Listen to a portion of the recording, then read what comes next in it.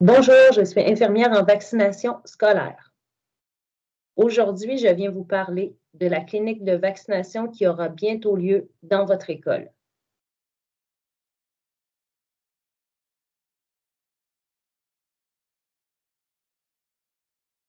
Les objectifs de la rencontre sont de t'informer sur les maladies contre lesquelles on va te protéger, le déroulement de la clinique, les effets secondaires possibles, les consignes à respecter avant la vaccination.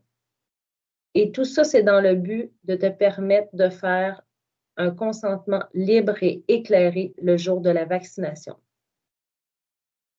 Si tu as 14 ans ou plus, tu es en mesure d'accepter tes soins de santé personnellement.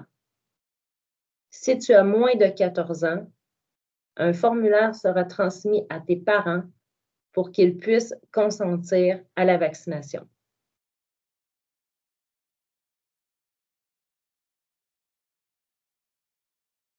Les vaccins que tu vas recevoir sont principalement des rappels, c'est-à-dire des vaccins que tu as déjà reçus quand tu étais plus jeune.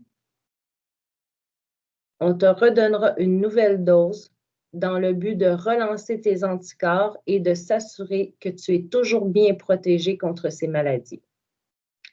Il y a le vaccin contre la diphtérie et le tétanos, que tu as probablement reçu en maternelle la dernière fois. Un vaccin contre la méningite. Celui-là, les bébés le reçoivent habituellement vers l'âge de 1 an. Pour les garçons, on va vous offrir le vaccin contre le VPH, le virus du papillome humain. C'est un vaccin qui était précédemment réservé aux filles, mais qui est maintenant accessible gratuitement pour les garçons. Il est aussi possible qu'on t'offre d'autres vaccins, parce qu'en analysant ton dossier, nous allons peut-être avoir remarqué que certains vaccins de bébés sont manquants, donc nous t'offrirons de faire la mise à jour.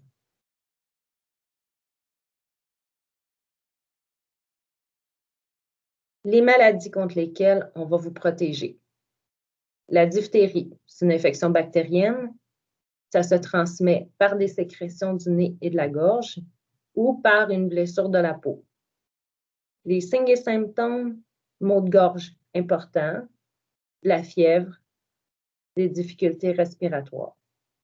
Les complications possibles, problèmes cardiaques, paralysie des nerfs crâniens et le décès dans 5 à 10 % des cas. Le tétanos, c'est aussi une infection bactérienne. Comment ça se transmet? Par une blessure avec des objets contaminés, des objets rouillés, des objets souillés de terre ou par des morsures d'animaux. Les signes et symptômes, c'est principalement des spasmes musculaires, c'est-à-dire qu'on perd le contrôle de nos muscles. Les complications possibles, difficultés respiratoires et cardiaques, puis le décès dans 10 à 20 % des cas. Les virus du papillome humain. Comment ça se transmet? Ça se transmet par relation peau à peau des parties intimes ou par relation sexuelle. Les signes et symptômes, le plus souvent, il n'y en a pas. Mais tu pourrais développer des condylomes qui sont des verrues au niveau des parties génitales ou des lésions précancéreuses. Les complications, vous l'aurez deviné, cancer du col de l'utérus, cancer des organes génitaux et de l'anus, cancer de la bouche et de la gorge, et on évalue qu'environ 70 personnes par année au Québec décéderont des complications des virus du papillome humain. La méningite, c'est aussi une infection bactérienne. Elle se transmet par les sécrétions du nez et de la gorge. Les symptômes, forte fièvre, maux de tête, nausées, vomissements, atteinte de l'état général, des rougeurs au niveau de la peau ou qui peuvent ressembler à des petits bleus. Les complications, dommages permanents au cerveau, amputation des mains ou des pieds dans 10 à 15 des cas, puis le décès dans 10 à 15 des cas.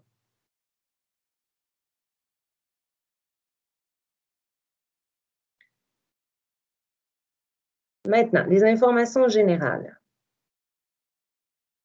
Le vaccin va être administré au niveau de l'épaule, le muscle qui s'appelle le deltoïde.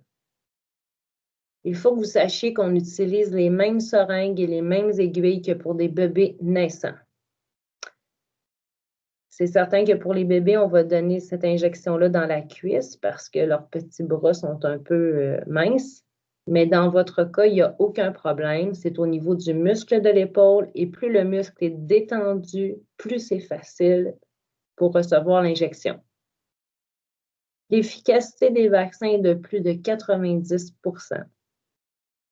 Il y a quelques contre-indications, comme la grossesse ou une réaction allergique grave à un vaccin antérieur, mais ça, c'est l'infirmière qui va vous rencontrer, qui va évaluer ça avec vous.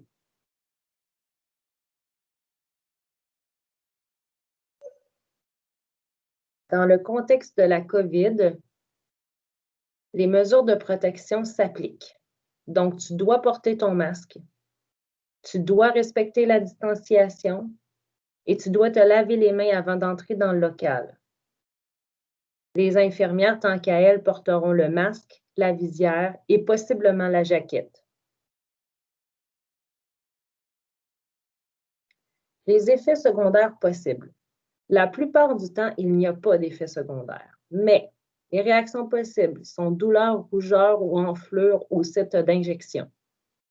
Le meilleur truc, bouger ton bras, activer les fibres musculaires, activer la circulation sanguine.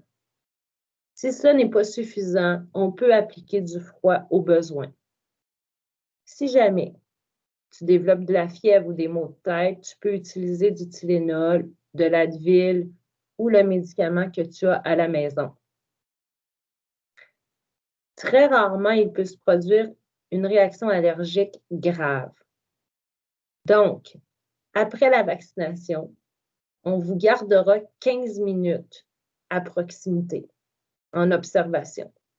Parce que si jamais vous développez une réaction allergique grave, nous avons le médicament à vous administrer rapidement afin que ça n'ait pas de conséquences.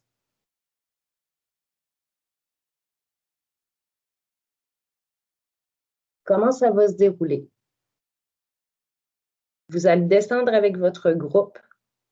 On va vous remettre un questionnaire personnalisé que vous allez compléter. Apportez votre propre stylo pour éviter les échanges. Une infirmière va vous recevoir pour vous administrer vos vaccins, puis elle va vous remettre les feuillets d'information selon les vaccins que vous aurez reçus. On vous installera pour l'attente de 15 minutes dans un local désigné.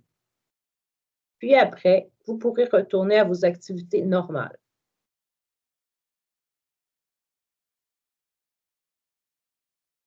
Qu'est-ce qui est important à retenir? Demandez à vos parents si vous avez fait la varicelle, la picote. Si oui, vers quel âge? Apportez votre carnet de vaccination. Apportez un stylo pour répondre aux différentes questions. Si vous avez moins de 14 ans le jour de la vaccination, nous aurons besoin du consentement signé de vos parents. On vous encourage à porter un chandail à manches courtes pour éviter que vous ayez à vous déshabiller. Vous pouvez prévoir une collation. Et très important, dormir une bonne nuit et prendre un bon déjeuner avant de venir à l'école le jour de la vaccination.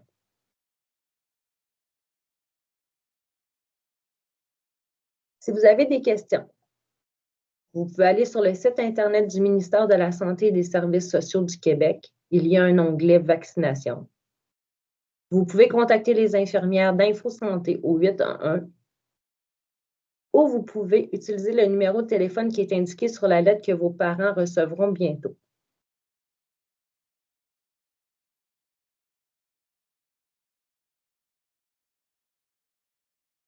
J'espère que toutes ces informations vous auront été utiles et au plaisir de vous voir à la clinique de vaccination. Bonne journée.